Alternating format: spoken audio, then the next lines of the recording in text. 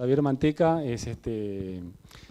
fue pionero a nivel, bueno, es veterinario, trabaja en la Universidad Autónoma de Barcelona, hizo sus posgrados ahí, pero también hizo su maestría en Edimburgo. Desde ahí él toma las cuestiones vinculadas a la etología y el bienestar animal y su pasión, que después dedica su carrera a esos temas. Como les comentaba, Xavi fue referencia a los primeros libros en español sobre etología del perro y el gato y después de otras especies, fueron de él. Yo lo recuerdo de hace ya más de 20 años.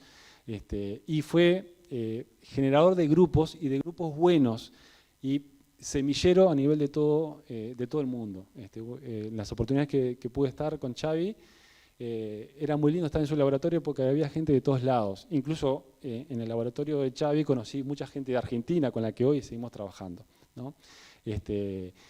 Además de todas estas cosas, bueno, Xavi, como les decía, es una excelente persona, muy generoso y bueno, y es un enorme placer poder tenerte con nosotros, Xavi, así que bueno, te dejamos. Bueno, muchas gracias, Juan Pablo, por tu presentación generosa e inmerecida, pero muchas gracias.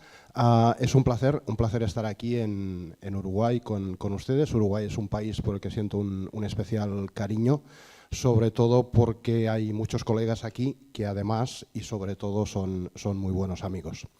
Y por eso quería empezar dando las gracias sobre todo al Núcleo de Bienestar Animal de la Facultad de Veterinaria de la Universidad de la República, especialmente a Estela y a Juan Pablo por haber tenido la amabilidad de invitarme a estar aquí. Y también quiero dar las gracias al centro colaborador de la OMSA y a Beringer por su apoyo.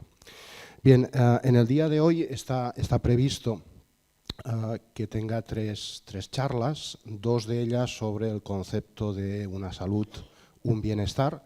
La primera sobre animales de producción, la segunda sobre animales de compañía y animales silvestres. Por lo tanto, esta primera charla trata efectivamente del concepto de un bienestar aplicado a los animales de producción y cómo puede contribuir nuestra profesión. Y este es el contenido de la charla. Empezaré con una introducción muy breve y después abordaré dos aspectos. El primero de ellos es en qué medida y hasta qué punto mejorar el bienestar de los animales de producción puede contribuir a mejorar la rentabilidad económica de las explotaciones ganaderas. El segundo aspecto será la relación que existe entre el bienestar de los animales de producción y la salud de las personas. Y acabaré, antes de un resumen breve, acabaré enfatizando la importancia de invertir en la capacitación del personal, en la importancia del factor humano como un aspecto clave cuando queremos mejorar el bienestar de los animales en general y en particular el bienestar de los animales de producción. Bien, vamos pues con la introducción muy breve. Todos ustedes conocen perfectamente el concepto de un bienestar, que es un concepto que amplía el concepto de una salud y que lo que hace es simplemente recoger las evidencias cada vez más variadas y robustas que nos indican que efectivamente hay una relación entre el bienestar de los animales, el bienestar de las personas y el funcionamiento de los ecosistemas. Este concepto está obviamente muy relacionado con los Objetivos de Desarrollo Sostenible de las Naciones Unidas y hay varias publicaciones que demuestran, algunas de ellas, otras sugieren, que efectivamente mejorar el bienestar de los animales puede facilitar el hecho de conseguir o al menos acercarnos a algunos de esos objetivos de desarrollo sostenible y a la inversa, el hecho de acercarnos a esos objetivos puede tener efectos positivos sobre el bienestar animal, es decir, es una relación que va en ambos sentidos. Y como Juan Pablo ha dicho muy bien, el concepto de un bienestar ha sido resumido recientemente en un libro en el que Estela ha tenido un papel muy destacado y que además se caracteriza porque buena parte de las personas que han contribuido al libro son colegas de habla española. y en cualquier caso es un libro que, como decía Juan Pablo, es muy útil para entender el concepto de un bienestar. Bien, no hay ninguna duda de que el concepto de un bienestar está íntimamente relacionado con el concepto de sostenibilidad o sustentabilidad de la producción ganadera. Y este concepto de sostenibilidad es un concepto muy amplio. A menudo cuando hablamos de sostenibilidad, lo primero que nos viene a la cabeza es la cuestión del medio ambiente. En qué medida la producción animal contribuye a la producción de gases con efecto invernadero, en qué medida la producción animal consume recursos como agua y tierra. Y todo eso obviamente es importante, pero no es menos cierto que el concepto de sostenibilidad aplicado a la ganadería, a la producción animal. Por cierto, entre paréntesis, yo no sé si aquí en Uruguay es como en otros países de América Latina, pero cuando nosotros en España decimos ganadería, nos referimos a cualquier animal de producción. Lo digo porque creo que en algunos países de América Latina ganadería son rumiantes y no son cerdos y aves. No sé si así es como se utiliza aquí. En cualquier caso, como no lo voy a recordar, simplemente les aviso que cuando digo ganadería me refiero a cualquier animal de producción, rumiantes, cerdos, pollos, gallinas, lo que sea. Bien, pues como les decía, la sostenibilidad en ganadería, además de referirse a las cuestiones de medio ambiente, incluye también otros aspectos, y el primero de ellos, que no podemos olvidar, es la sostenibilidad económica. Para que una actividad, la ganadería, sea sostenible, es decir, se mantenga en el tiempo, tiene que ser rentable, porque si no lo es, desaparece y se acaba cualquier discusión sobre la sostenibilidad en otros aspectos.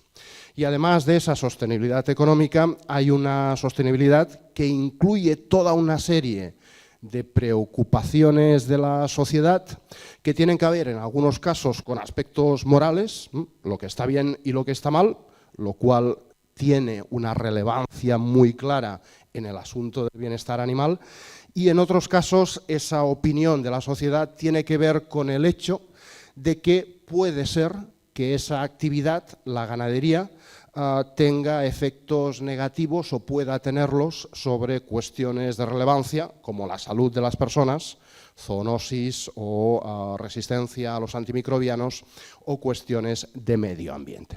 Por lo tanto, la sostenibilidad es un concepto extraordinariamente variado, con muchos aspectos.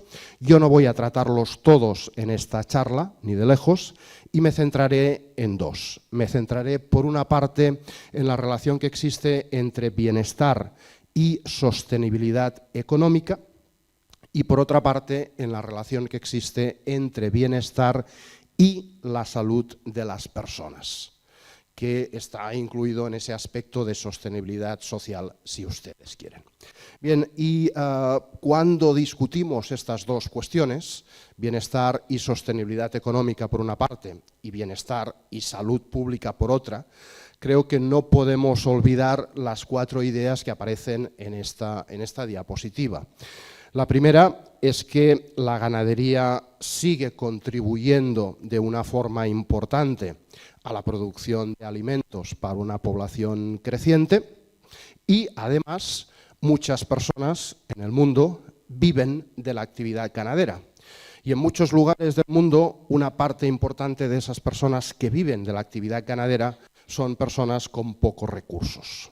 Por lo tanto, contribuir a mejorar la sostenibilidad económica, la rentabilidad de las explotaciones ganaderas, es importante desde un punto de vista global, porque permite continuar en esa tarea de producción de alimentos, y desde un punto de vista más concreto, porque permite que esas personas que viven de la producción ganadera sigan haciéndolo. En lo que a la salud se refiere, la relación entre bienestar animal y salud, las dos ideas clave son que, como saben ustedes muy bien, buena parte de las enfermedades emergentes son zoonosis, primera cuestión, y segunda cuestión, según nos dicen los expertos, uno de los principales, o de acuerdo con varios y varias expertas, el principal desafío al que nos enfrentamos, la humanidad, en términos de salud, es la resistencia a los antimicrobianos. Y corre por ahí esa información que nos da la OMS, según la cual, aparentemente, si las cosas no cambian, En el 2050 morirán más personas como consecuencia de la resistencia a los antimicrobianos que como consecuencia del cáncer. Eso es consecuencia, por una parte, de algo bueno, y es que el cáncer se diagnostica cada vez mejor y se trata mejor, pero es consecuencia de algo malo, y es el incremento en la gravedad del problema de la resistencia a los antimicrobianos. Pues bien, es en este contexto en el que quisiera discutir cómo juega el bienestar animal de los animales de producción en todo esto. Es decir, cuando mejoramos el bienestar de los animales, que es algo que creo que tenemos que hacer de entrada por una cuestión moral, cuando lo hacemos mejoramos la rentabilidad económica de las explotaciones ganaderas y por lo tanto ayudamos a los productores y a las personas que nos alimentamos de productos de origen animal. Cuando mejoramos el bienestar de los animales de producción, contribuimos a reducir el riesgo de zoonosis y el uso poco racional, preventivo o generalizado de antimicrobianos. Sí, no, hay un conflicto, es una situación en la que todos ganamos. ¿Cómo es esa cuestión? Ese es el objetivo de la charla. Bien, vamos con la primera de las dos cuestiones. Bienestar animal y rentabilidad económica de las explotaciones ganaderas. Al final se reduce a una cuestión de dinero. Y la cuestión es, si los animales están mejor, ¿ganamos más o ganamos menos dinero a partir de la actividad ganadera? Bien, y es una pregunta que muchas personas contestan de una forma muy sencilla.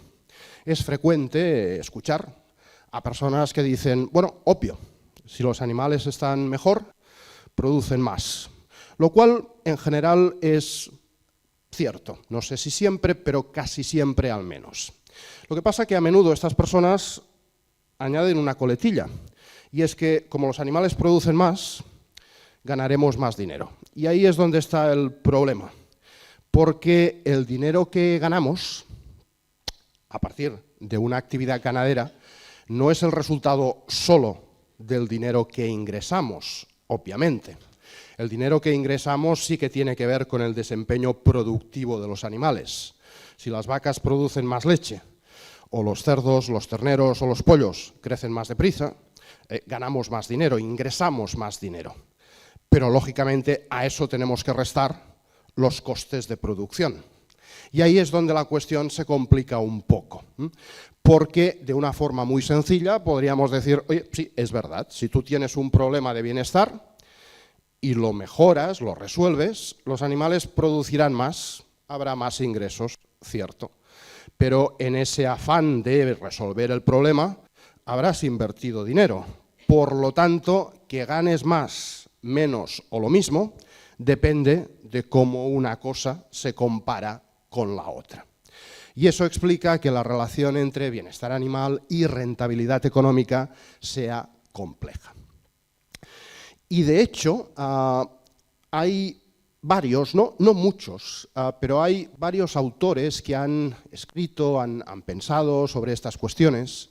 Y uno de ellos es este economista escocés, McInerney, que hace ya unos cuantos años propuso este modelo, que de hecho es, no sé si el único, pero prácticamente el único modelo publicado ampliamente sobre la relación que existe entre el bienestar de los animales de producción y el beneficio económico. Entonces, fíjense que lo que dice McInerney, él grafica la cuestión de manera que en el eje horizontal está el desempeño productivo de los animales y en el eje vertical está el bienestar de los animales. Por lo tanto, la pregunta a la que responde esta gráfica es ¿qué ocurre con el bienestar a medida que vamos mejorando la producción? Y lo que dice es que, bueno, cuando empezamos a hacer cosas para mejorar la producción, por ejemplo, cuando desparasitamos, cuando vacunamos, cuando protegemos a los animales de depredadores o de inclemencias climáticas, la producción aumenta. Tomando como punto de partida lo que él llama bienestar natural, que sería el bienestar de un grupo de animales con los que no hacemos nada, que están en condiciones absolutamente silvestres o totalmente extensivas. Bueno, él dice, si empezamos a hacer cosas para que esos animales produzcan más, el bienestar de esos animales aumenta. Pero ojo, porque si seguimos haciendo muchas cosas para que esos animales produzcan más y más y más y más, puede ocurrir que su bienestar disminuya. Por ejemplo, si destetamos de forma precoz o si seleccionamos animales, caso de los pollos de carne, por ejemplo, con un crecimiento muy rápido que da lugar a problemas óseos y articulares. Eso tiene un beneficio en cuanto al desempeño productivo, pero tiene un coste en términos de bienestar. Bien, la aportación de McInerney es interesante porque demuestra que efectivamente es una relación compleja. Fíjense que aquí no hay una línea recta que suba o una línea recta que baje, que sería lo que nos gustaría, decir, mira, si mejoras una cosa, mejoras la otra y punto, o si mejoras una cosa, empeoras la otra y listo, el mundo es así. No, lo que nos dice es, depende.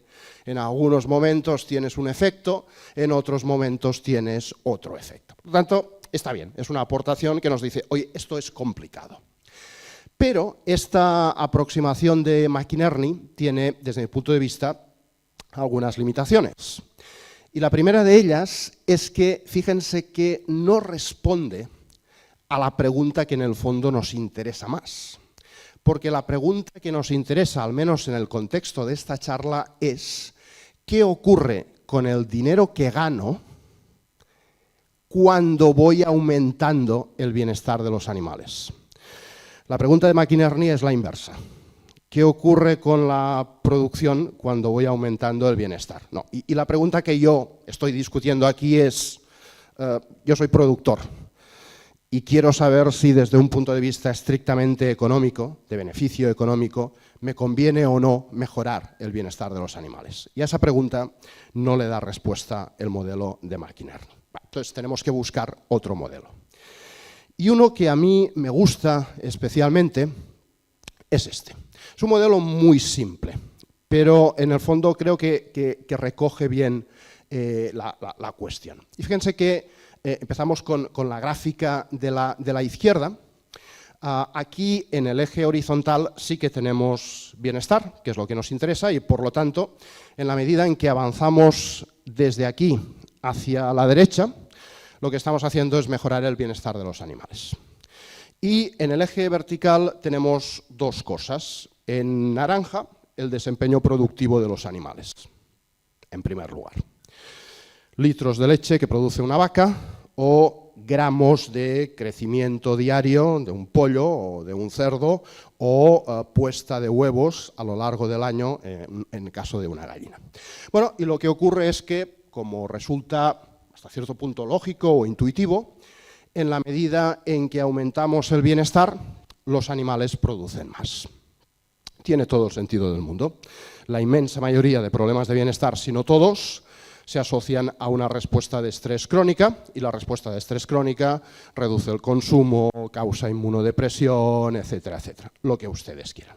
Lo que pasa que ese aumento de la producción no es un aumento infinito. Llega un punto en el que, como ven, la línea naranja, en lugar de ser una línea ascendente, pasa a ser una línea horizontal. ¿Por qué ocurre eso? Bueno, pues porque el animal ha llegado a su máximo potencial productivo. Para mí el ejemplo más claro es la producción de huevos, en el caso de las gallinas. Una gallina pone cada día o un huevo o ninguno. Pero una gallina extremadamente feliz, la más feliz de las gallinas que ustedes puedan imaginar, no pone 3 huevos. Y te dice, oye, si estuviera un poco mejor te pondría 3,5. No, no es así. O uno o ninguno. Y cuando llegas al máximo, bueno, pues ahí está. Ya no pasas del máximo, por eso es el máximo. Entonces, tienes esa subida y después la parte horizontal. Pero esos son los ingresos, es decir, el desempeño productivo. Litros de leche, huevos, kilos de carne. Lo que nos interesa es eso menos los costes de producción. Y los costes de producción aparecen como la línea discontinua negra. Y ahí sí que no hay límite a lo que uno o una puede gastar.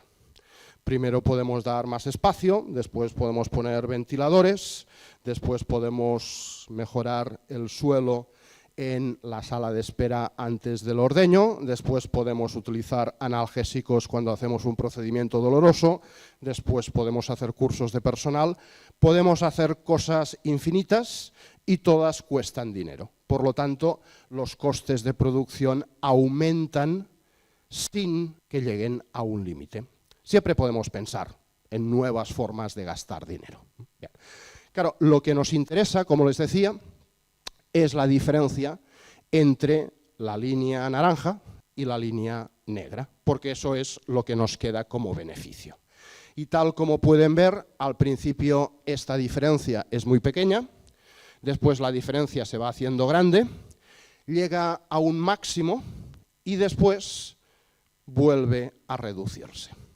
Si trasladas eso a otra gráfica, la gráfica de la derecha, en la que otra vez tenemos bienestar en el eje horizontal y ahora sí, beneficio económico en el eje vertical, lo que tenemos es una gráfica en forma de U invertida, que no es muy diferente de lo que nos decía McInerney, pero que ahora sí responde a la pregunta que nos hacemos. ¿Qué ocurre con mis beneficios como productor cuando mejoro el bienestar de los animales? Bueno, pues la respuesta es depende. Y depende, entre otras cosas, de cuál es tu punto de partida y depende también de dónde cae el óptimo económico.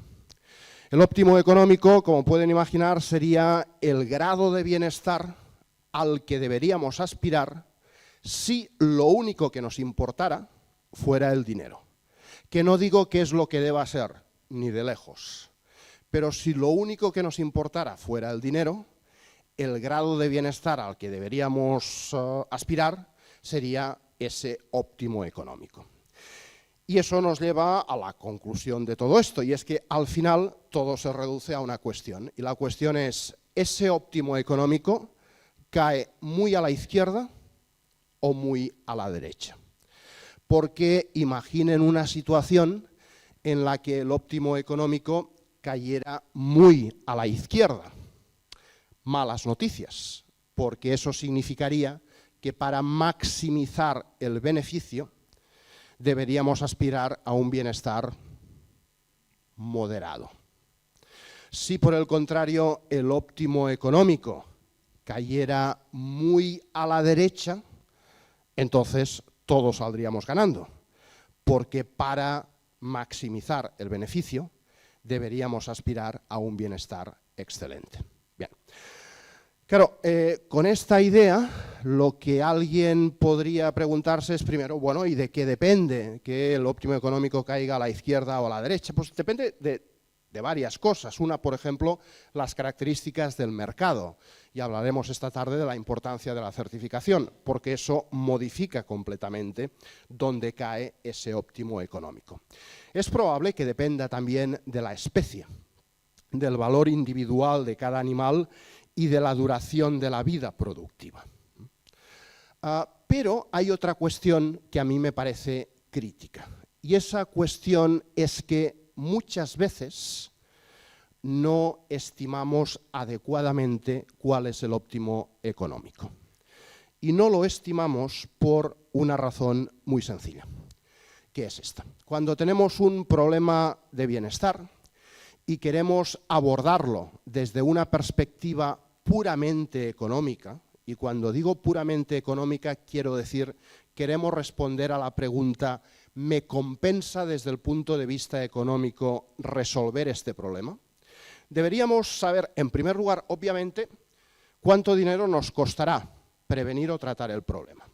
Y eso es, bueno, no diré que siempre fácil, pero no es extremadamente complicado. Tú puedes decir, mira, aquí me faltan ventiladores en una explotación de vacas de leche porque hace calor en verano. ¿Cuánto cuestan los ventiladores?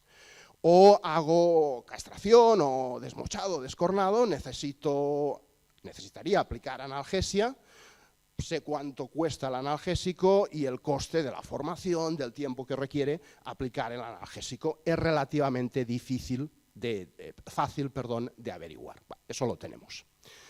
Después nos interesa saber cuánto dinero perderíamos si no resolviéramos el problema de bienestar. Y aquí es donde empieza la dificultad. ¿Por qué? Porque muchos problemas de bienestar tienen un efecto negativo inmediato sobre la producción. Y ese es, otra vez, fácil de cuantificar. Por ejemplo, un mal manejo en el transporte o antes de la faena tiene un efecto negativo inmediato sobre el desempeño productivo. Problemas de calidad de carne, moratones, hematomas, etc. Y eso es, no diré que fácil de cuantificar, pero es razonablemente fácil de cuantificar. Entonces, si las dos cuestiones fueran estas, sería muy fácil echar cuentas y decir, oye, me compensa gastar X en formación del personal, porque sé que esa formación me cuesta esta cantidad de pesos, y por otra parte, no formar me supone esta pérdida de pesos en cuanto a disminución de la calidad de carne, moratones, etc. Todo eso está muy bien. La idea que yo quería transmitirles en esta charla, una de las 3 ideas de la charla, es que si nos quedamos ahí, no lo estamos haciendo bien. Y no lo estamos haciendo bien, entre otras cosas, porque subestimamos el coste económico de los problemas de bienestar. Y al subestimar el coste económico de los problemas de bienestar, lo que nos ocurre es que pensamos que el óptimo económico está más a la izquierda de lo que en realidad está. ¿Y por qué subestimamos? Subestimamos porque cada vez tenemos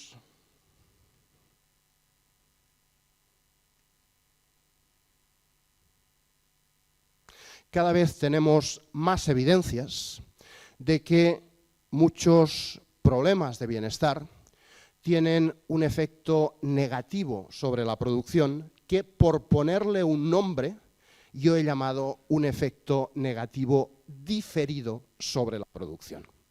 Y ese efecto negativo diferido sobre la producción puede superar con creces el efecto negativo directo, pero tiene la gran dificultad de que es muy difícil cuantificarlo, a no ser que seamos conscientes de que puede existir y que empecemos a hacer investigaciones que hasta hace poco no hacíamos.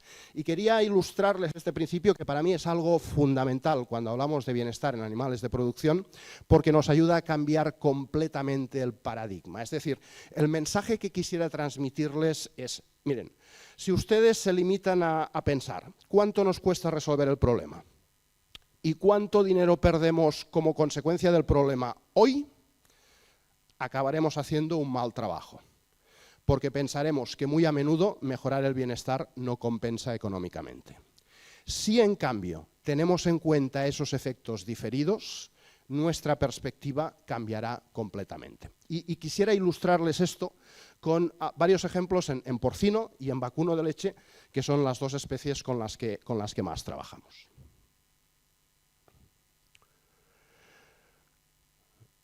Bien, el primer ejemplo en porcino, la caudofagia. Es un problema, todas las personas que trabajan con cerdos conocen perfectamente. A la izquierda tienen una imagen de un cerdo de cebo que ha sufrido una lesión por caudofagia o mordedura de colas.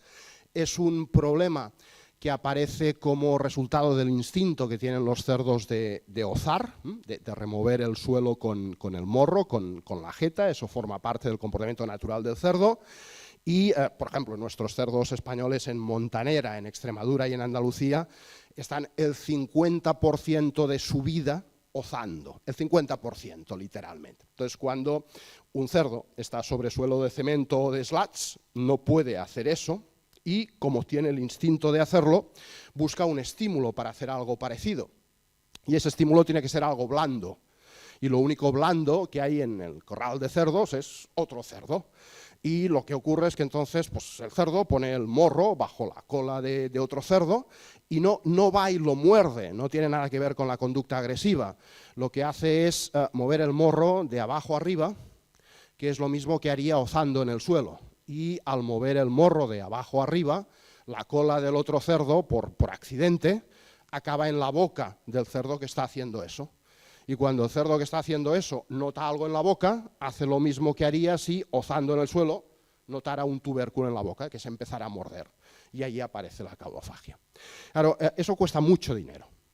Y además es un problema de bienestar, porque esto duele, obviamente, es estresante, etc. Y encima, la forma habitual de prevenirlo, entre comillas, porque no lo prevenimos bien, es cortando la cola, que es algo doloroso, que además está prohibido como práctica rutinaria en algunos países. Bien, la cuestión es que la caudofagia es un problema multifactorial. Y es verdad que el principal factor de riesgo, tal como les decía, es que los cerdos no tengan material que les permita ozar. Por lo tanto, si uno añade material manipulable de calidad, el riesgo de caudofagia disminuye. Y recientemente hemos aprendido que para que eso funcione bien, es importante añadir el material manipulable cuando los cerdos son todavía lechones y están en la fase de maternidad con su madre. Entonces aprenden a utilizar ese material manipulable. Bueno, hasta aquí todo relativamente sencillo. Y ahora viene la visión económica y dices, bueno, voy a echar cuentas. ¿Cuánto dinero pierdo con la caudofagia? Bueno, bastante. Pero ¿cuánto dinero me supone aportar material manipulable? Pues mucho dinero.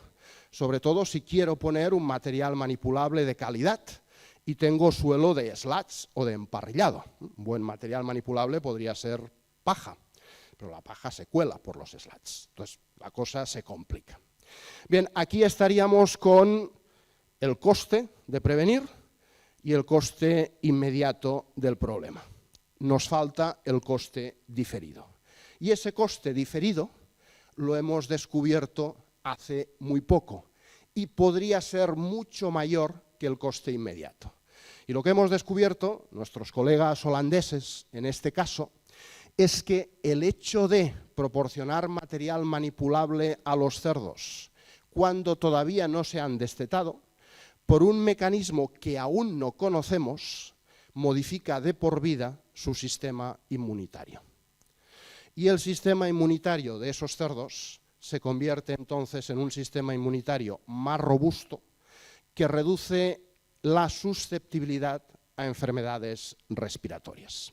Pero fíjense que esto cambia la situación, porque ahora ya no es el coste del material manipulable versus el coste de la caudofagia. Es el coste del material manipulable versus el coste de la caudofagia más el coste que tiene tener cerdos susceptibles a enfermedades respiratorias, que aprovecho a decirlo, no es solo una cuestión de bienestar animal, es también una cuestión de salud, porque esto se relaciona con el uso preventivo de antimicrobianos. Bien, otro ejemplo, en porcino. Sabemos desde hace mucho tiempo que destetar a las 3-4 semanas, que es cuando destetamos, resulta estresante. Porque si un cerdo pudiera escoger, se destetaría a las 8 semanas. Pero eso no es factible. Entonces destetamos a las 3 o a las 4. Y como eso causa estrés, los cerdos durante unos días después del destete dejan de comer. Y pierden un poco de peso algunos o no crecen bien. Eso altera la arquitectura de las vellosidades intestinales, promueve diarreas, etcétera, etcétera. Bueno, ¿cómo resuelves esto? Buenas instalaciones en transición, confort de la cerda lactante para que el lechón llegue con un peso alto al destete y pueda superar el estrés del destete. Y otra vez echas cuentas y dices, bueno, ¿cuánto me cuesta todo eso para evitar el problema y cuánto pierdo como resultado de esto? Bueno, y a lo mejor pues dices, sí, me vale la pena, a lo mejor dices, sí, pero no nos pasemos. Hasta que introduces el elemento del efecto negativo diferido. Porque lo que descubrieron colegas canadienses hace años es que ese estrés post-destete es algo que pagamos durante todo el ciclo productivo del cerdo. Fíjense lo que tenemos aquí. En la columna de color rojo feo serían los cerdos que por alguna razón se estresaron mucho como consecuencia del destete. Tal vez llegaron pequeñitos a la edad del destete. Tal vez las instalaciones de transición no eran muy buenas, pero se estresaron mucho. Y como se estresaron mucho, durante la primera semana post-destete no crecieron nada, incluso perdieron peso. En el otro extremo tenemos cerdos que tal vez llegaron fuertes al destete, tal vez tuvieron la suerte de que las instalaciones de transición eran excelentes. El caso es que se estresaron poco.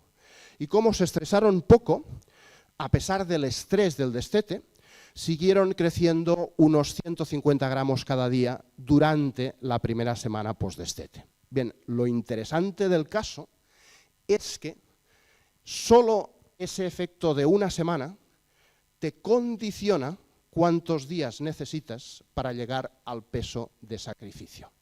Fíjense que los que se estresan mucho como resultado del destete necesitan 15 días más para alcanzar el peso de sacrificio, 178 en lugar de 163. El coste económico de esos 15 días es enorme, porque al final ustedes están vendiendo el mismo cerdo. Pero en un caso han necesitado 15 días más de mano de obra, alquiler de las instalaciones, energía eléctrica y comida. Y 15 días más de todo eso para obtener lo mismo es muchísimo. Claro, ¿de dónde sale este efecto diferido tan pronunciado?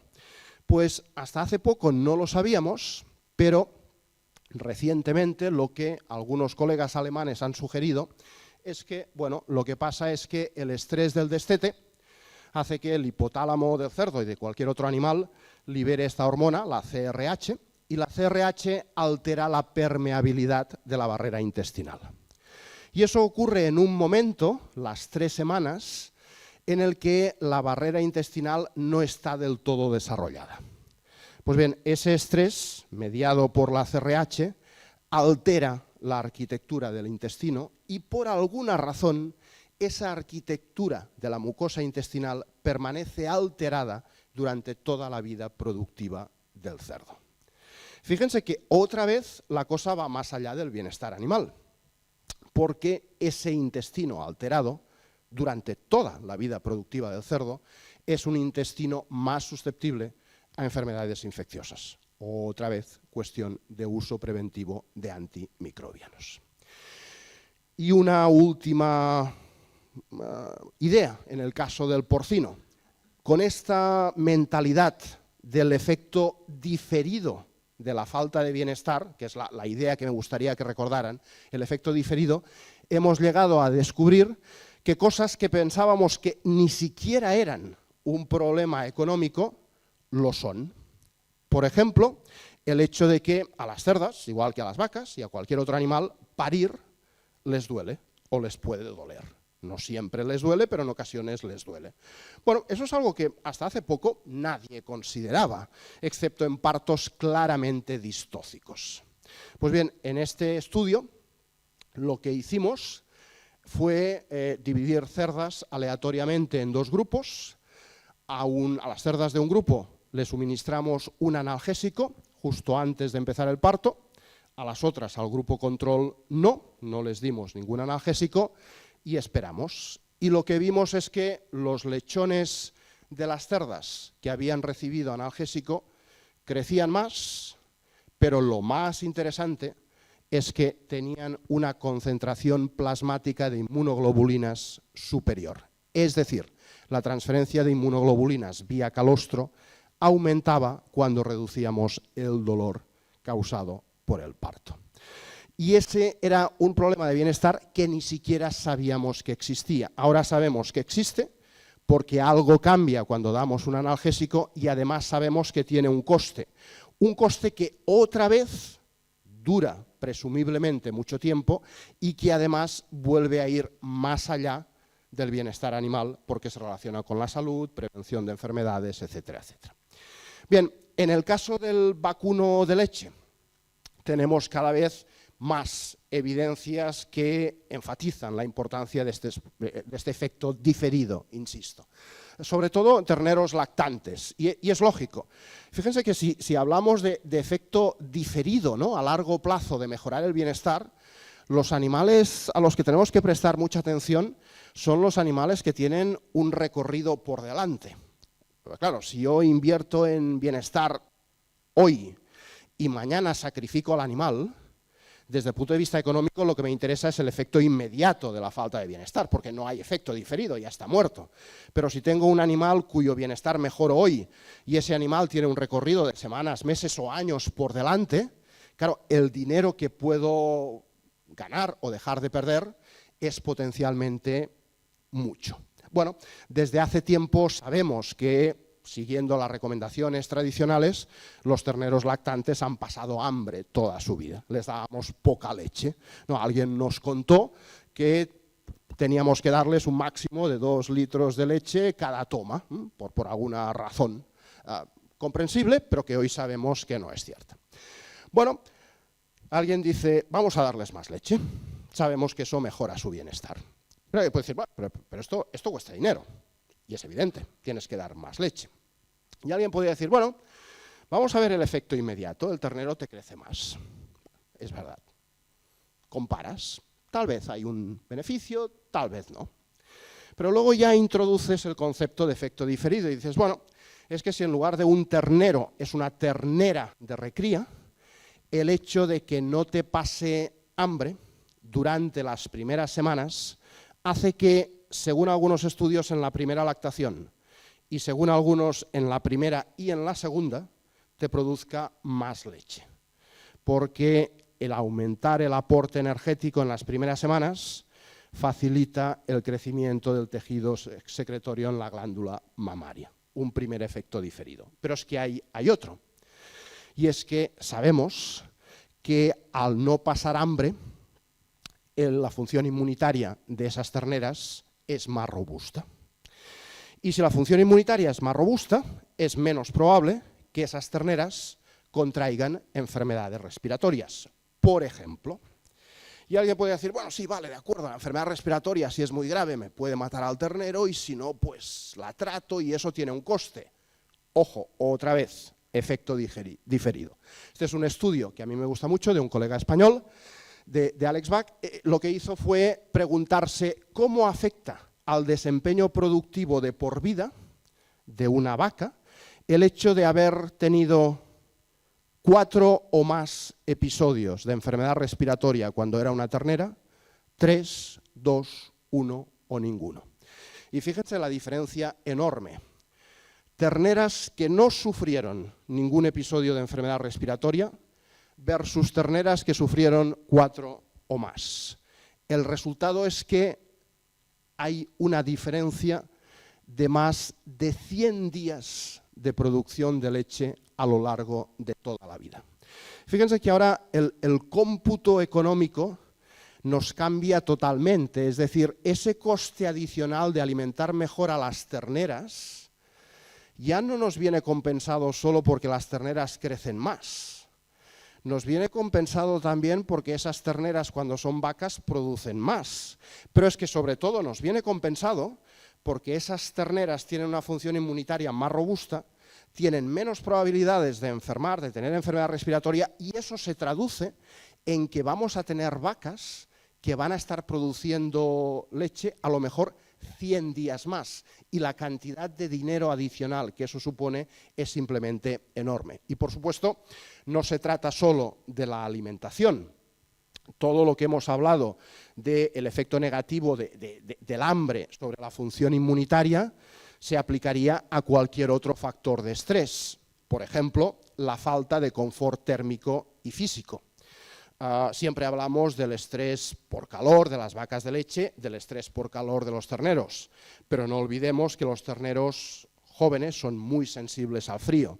Y a mí me gusta esa regla de campo, ¿no?, la regla del 15-15, que dice que hasta los 15 días de vida, si la temperatura está por debajo de los 15 grados, los terneros, al menos los Holstein, pasan frío.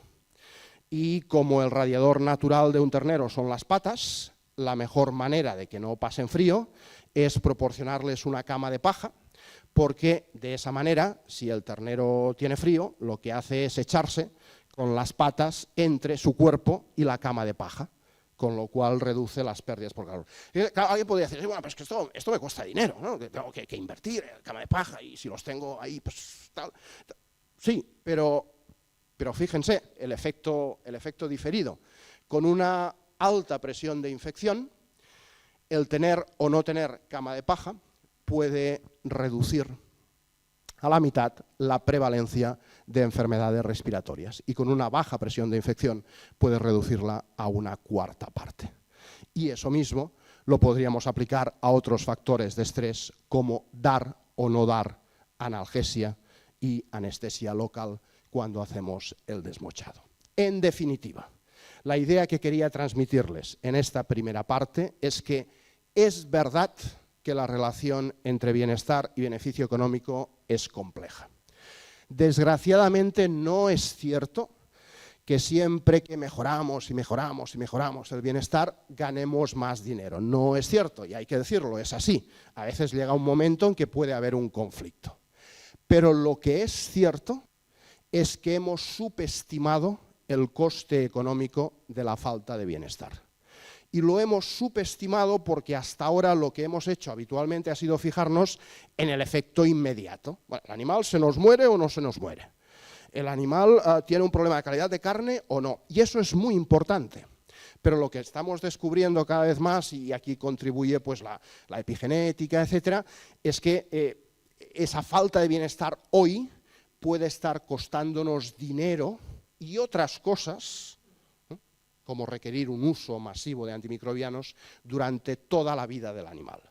Y tal vez lo más interesante es que no es solo durante toda la vida del animal. Puede ser durante toda la vida del animal y la vida de la descendencia de ese animal. Con lo cual el efecto diferido es muy diferido. Y los estudios más bonitos, creo, en ese sentido, son estudios de estrés por calor en vacas. Sabemos que hay un efecto negativo inmediato, reducción de la producción de leche y de la fertilidad. Sabemos que hay efectos negativos diferidos bastante conocidos, ¿no? Es decir, cuando la vaca sufre estrés por calor, aumenta el riesgo de cetosis, de retención de placenta, desplazamiento de amoaso, mastitis, etc. Y todo eso incluso está cuantificado. Pero lo que se ha descubierto más recientemente es que si el estrés por calor ocurre al final de la gestación, ese estrés por calor afecta al bienestar y al desempeño productivo de la descendencia, pero, ojo, lo más fascinante desde mi punto de vista, no solo la descendencia de la primera generación, también llega a afectar al desempeño productivo de las nietas de esas vacas que han sufrido estrés por calor al final de la gestación. Claro, yo no estoy diciendo que cuantifiquemos todo esto porque es extremadamente difícil de cuantificarlo. Lo único que estoy diciendo es que, ojo, porque cuando decimos invertir para mejorar el bienestar a veces cuesta dinero y no acabo de ver el retorno, que al menos se nos encienda una lucecita que diga, ojo, ¿no será que nos estamos olvidando de los efectos muy a largo plazo? Que fíjense que son no solo muy a largo plazo en la vida del animal, sino incluso en la descendencia de esos animales. Y eso tiene que ver con campos muy activos de investigación en biología como inmunología, epigenética, etc. Aquí tienen una casi cuantificación de eso, un estudio hecho por colegas en Estados Unidos. Lo que tienen es la producción de leche, pero no de vacas que están sometidas a estrés por calor, sino de vacas cuyas madres estuvieron sometidas o no a estrés por calor al final de la gestación. Es que las que aparecen en rojo son vacas que ahora están bien, perfectamente confortables, y el único problema que tuvieron es que sus madres, al final de la gestación, sufrieron estrés por calor. Y las que están en azul son vacas que están igual de confortables que las otras, pero sus madres también lo estuvieron. Claro, si tú inviertes para que las vacas preñadas al final de la gestación no experimenten estrés por calor, Recuerda que esa inversión te puede retornar no solo gracias a que la vaca en cuestión tiene un mejor desempeño productivo, sino a que su descendencia, incluso la segunda generación, también tendrá un mejor desempeño productivo. Y fíjense la magnitud de la que estamos hablando. Estamos hablando de 7, 8, 9 litros de leche por día, simplemente porque la madre se estresó por calor al final de la gestación. Un último ejemplo. En vacas de leche, el tema del dolor. Claro, las cojeras obviamente cuestan dinero. La vaca come menos, produce menos leche, hay que tratarlo, etc. Puedes tratarlo pues, de una forma u otra. Y algo que puede hacerse o no es, además del tratamiento tradicional, dar un antiinflamatorio con efecto analgésico. Y ahí alguien podría otra vez aplicar la mentalidad económica tradicional y decir, bueno, oye, sí, vale, pero esto me cuesta dinero, ¿se me va a recuperar antes la vaca si le doy el analgésico? Bueno, sí, hay algún estudio que indica que sí. Pero lo más interesante, desde mi punto de vista, no es que la vaca se recupere antes o no cuando le das el analgésico. Lo más interesante es lo que le ocurre a esa vaca meses después. Aquí tienen 4 grupos experimentales. Si se fijan, por ejemplo, en el grupo 1 y en el grupo, o mejor, en el grupo 1 y en el grupo 3. El grupo 1 tiene un tratamiento de la cojera que consiste simplemente en arreglar la pezuña y no recibe un analgésico. El grupo 3 les arreglan la pezuña y además recibe el analgésico, no solo en el caso de la cojera, sino también para reducir el dolor del parto, 1 y 3. Y después vayan a la gráfica de la derecha. La gráfica de la derecha indica la probabilidad de que meses después esa vaca vuelva a desarrollar otra cojera. No la cojera que ya hemos tratado, sino meses después otra cojera. Y fíjense que el grupo 1 estaría arriba de todo, el grupo 3 está en azul y es el que está abajo. La diferencia en cuanto al factor de riesgo es enorme. En definitiva, el coste de ese analgésico queda muy diluido si tenemos en cuenta no solo el efecto inmediato, sino también el efecto diferido.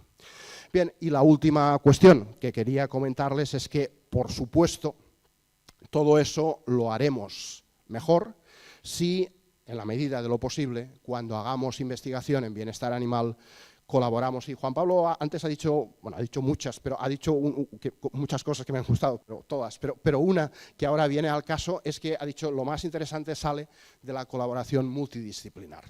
Y creo que algo que no hemos acabado de hacer bien en el ámbito del bienestar ha sido incorporar economistas. Y creo que eso es importante. Es importante hacerlo. Este es un ejemplo de un estudio que a mí me gusta mucho, de colegas finlandeses que han dicho, mira, vamos a invitar economistas para que nos digan cuál es la mejor estrategia para prevenir caudofagia en granjas de cerdos, desde un punto de vista económico. El objetivo es evitar la caudofagia, pero además de que los especialistas en bienestar, los etólogos, digamos que hay que poner cama de paja, vamos a invitar a un economista que nos diga si a lo mejor, en lugar de poner cama de paja, que teóricamente sería lo ideal, en estas explotaciones sería más rentable poner algo más sencillito, que no sea una cama de paja, y a lo mejor invertir en ventilación. Y efectivamente el resultado del estudio es que en función del contexto productivo, del tamaño de la explotación, de la prevalencia de caudofagia, la estrategia más rentable puede ser diferente en función de cada caso. Entonces, creo que, en definitiva, lo que tenemos que hacer para avanzar en esta cuestión, para que el bienestar realmente sea rentable, y creo que lo es mucho más de lo que pensamos, lo que tenemos que hacer es, primero, incorporar este pensamiento económico y, segundo, ser conscientes de esta cuestión del efecto diferido. Bien, muy rápidamente ya, la otra cuestión, porque hemos avanzado muchas cosas, relación entre bienestar de los animales de producción y salud pública. Aquí la cuestión, como hemos dicho, es que prácticamente todos los problemas de bienestar se asocian a una respuesta de estrés. Entonces, tradicionalmente hemos dicho que un animal estresado es un animal inmunodeprimido. Bueno, esto no es cierto. Hoy sabemos que la relación, otra vez, ¿no?, entre estrés y función inmunitaria no es tan clara, ¿no? Depende del tipo de patógeno, de la duración del estrés, etcétera, pero es cierto, ¿no?, resumiendo muy rápidamente un tema complicado, es cierto que, en primer lugar, si el estrés es crónico, el efecto es siempre o casi siempre inmunodepresor. Primera idea. Segunda idea, si el estrés es agudo, ahí la cosa se complica, porque a veces hay inmunodepresión, a veces no, pero es cierto que el estrés agudo suele ser inmunodepresor en el tracto respiratorio. Y tenemos evidencias en ratones de laboratorio, en animales de producción e incluso en la especie humana. Hay estudios muy divertidos de estudiantes universitarios que de manera voluntaria se exponían a un flujo de virus del resfriado y se les hacía un test para medir su estrés psicológico causado por exámenes, y siendo exactamente la misma exposición al virus del resfriado, los que puntuaban más alto en ese estrés psicológico se resfriaban con mucha más probabilidad que los que no estaban sometidos a ese estrés psicológico. En definitiva, resumiendo mucho las cosas, cuando el estrés es crónico siempre hay inmunodepresión, cuando el estrés es agudo depende, pero hay inmunodepresión en el tracto respiratorio. Bueno, y eso explica que cada vez tenemos más evidencias de que efectivamente mejorar el bienestar y por lo tanto reducir el estrés, especialmente el crónico, puede ayudar a reducir el riesgo de zoonosis. Este es un estudio sueco que a mí me gusta mucho, con pollos de carne. Lo que hicieron los colegas suecos fue puntuar muchas explotaciones de pollos de carne con un score de bienestar y después medir la prevalencia de Campylobacter. Y lo que vieron fue que efectivamente, cuanto más alto era el score de bienestar, más baja era la prevalencia de Campylobacter. No es una cosa exclusiva de pollos de carne, tenemos estudios parecidos con Salmonella en porcino. Por lo tanto, creo que aquí no hay mucha duda de que efectivamente si mejoramos el bienestar, eso puede contribuir a reducir el riesgo de zoonosis. ¿Y qué ocurre con el uso de antimicrobianos?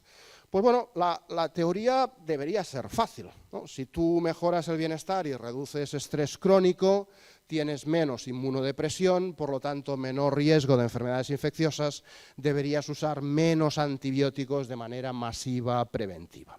Esa es la teoría. Y esa teoría ha sido recogida, por ejemplo, por la EFSA, que es la Autoridad Europea de Seguridad Alimentaria, y la EMA, la Agencia Europea del Medicamento, en un informe en el que, si bien no mencionan la palabra bienestar animal, dicen algo muy interesante, que es esto. Mire, lo que dicen es, oiga, si ustedes quieren reducir el uso preventivo de antimicrobianos, tienen 3 vías de actuación: vacunar, mejorar la bioseguridad y ellos o ellas dicen mejorar el manejo y las condiciones de alojamiento, que en definitiva es mejorar el bienestar. Por lo tanto, la comunidad científica y estas dos instituciones de referencia dicen, sí, nos creemos que al menos en teoría mejorar el bienestar debe ser parte de la estrategia para reducir el uso de antimicrobianos. Pero claro, los científicos tenemos que ser escépticos y alguien puede decir, sí, vale, la teoría encaja, todo muy bien, es una bonita historia, pero tenemos datos que realmente lo demuestren. Es difícil obtenerlos, pero empezamos a tenerlos, y este estudio del año pasado me parece uno de los mejores que se ha publicado nunca hasta la fecha. Es un estudio hecho por colegas brasileños y del Reino Unido. Lo que hicieron fue estudiar miles de granjas de cerdos en los dos países y puntuaron las granjas en función de varias cosas, entre ellas uso preventivo de antimicrobianos y bienestar animal. Y uno de los resultados que obtuvieron es que, sin ninguna duda, las granjas con mejores estándares de bienestar animal resultaban ser las que utilizaban menos antimicrobianos de manera preventiva. Por lo tanto, este y otros estudios creo que demuestran que efectivamente esa teoría, ¿no?, que bebe de la lógica, es cierta. En definitiva, creo que no hay ninguna duda, o al menos, dicho de otra manera, con la evidencia de que disponemos, podemos afirmar que si mejoramos el bienestar, contribuimos a reducir zoonosis y a reducir el uso generalizado preventivo de antimicrobianos.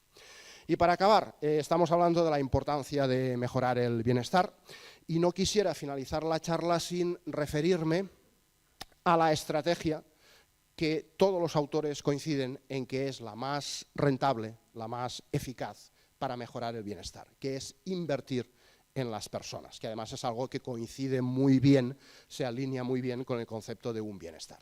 Y esta idea nos viene de dos colegas australianos, uno de ellos todavía activo, el primero, Paul Hemsworth, y creo que la historia es bonita porque además te permite entender la magnitud del problema. Ellos empezaron con un estudio muy simple, ¿no? Estaban estudiando producción de leche en granjas de vacas, ¿no? en Australia y en el Reino Unido. Y hicieron una observación que les llamó la atención. Tenían granjas con la misma genética, la misma sanidad, la misma alimentación, las mismas instalaciones y los mismos manejos.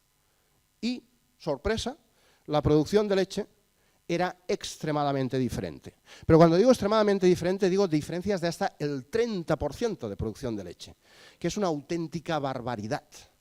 Y claro, Hemsworth y Coleman dijeron, bueno, ¿cómo puede ser? La misma genética, la misma alimentación, la misma sanidad, todo igual, ¿por qué aquí producen un 30% más? Bueno, y dándole vueltas al asunto hicieron una observación anecdótica, al menos ellos lo cuentan así, no sé si fue así o lo cuentan así porque queda mejor, pero un día uno de ellos, observando algunas de las vacas cuando salían de la sala de ordeño, vieron que en las granjas con menos producción, cuando las vacas salían, el suelo de la sala de ordeño estaba muy lleno de defecaciones de vacas.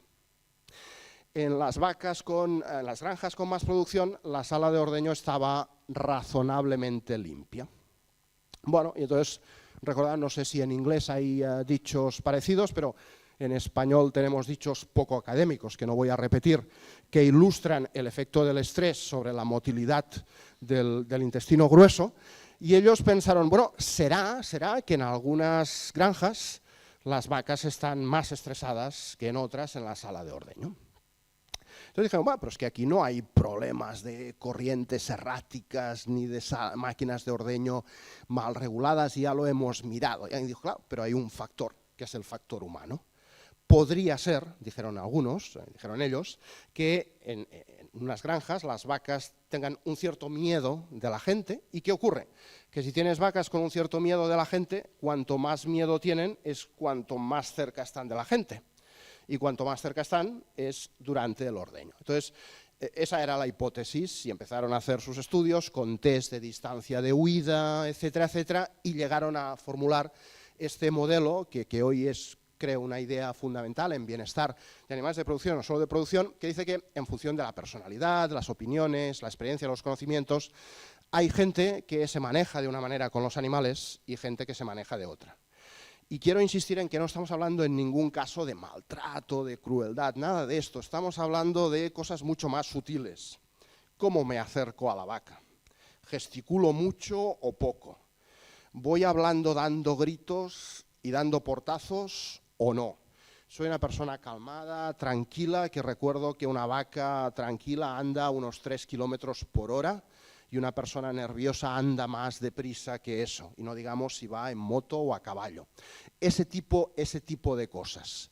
Eso hace que en algunos sitios los animales se sientan, digámoslo así, más cómodos cerca de la gente que en otros sitios, y todos lo hemos visto. Vas a algunas granjas y a los animales les falta tiempo para acercarse. Vas a otras granjas y a los animales les falta tiempo para alejarse de ti tanto como pueden. Entonces, hoy todo el mundo está de acuerdo en que, o casi todo el mundo, si tuviéramos que invertir en una cosa, solo en una, para mejorar el bienestar, con el máximo retorno, no solo en bienestar, sino también económico, probablemente deberíamos invertir en formación de personal. Y claro, aquí la pregunta que surge es decir, bueno, ya, pero a estas alturas ya está superado el tema. Esto ya lo sabemos. No. La persona que aparece, bueno, de hecho, aparece solo una parte de la persona en la diapositiva superior, aparece la parte más distal de las piernas de Débora, que es una compañera del Grupo de Bienestar de Barcelona, que estaba estudiando esta cuestión en granjas de cerdos de España y Francia. Y lo interesante es que eran granjas con altos niveles de bienestar que además se presentaron voluntarias para un estudio sobre esto, lo cual ya introduce un sesgo. No era una muestra aleatoria de granjas de cerdos en España y Francia. Eran granjas buenas que además querían participar en un estudio sobre bienestar, ¿no? Y todos sabemos que las que tienen muchos problemas habitualmente les dicen, oye, ¿quieres participar en un estudio de bienestar? Y dicen, no, ahora no me va bien, en otro momento, ¿no? Esta dijo, no, sí, que no nos interesa. Y lo que midió Débora es lo que llamamos la respuesta de pánico, que significa que todos los cerdos, cuando entras en el corral de engorde, al menos inicialmente, se van al otro extremo del corral, ¿no? Para maximizar la distancia.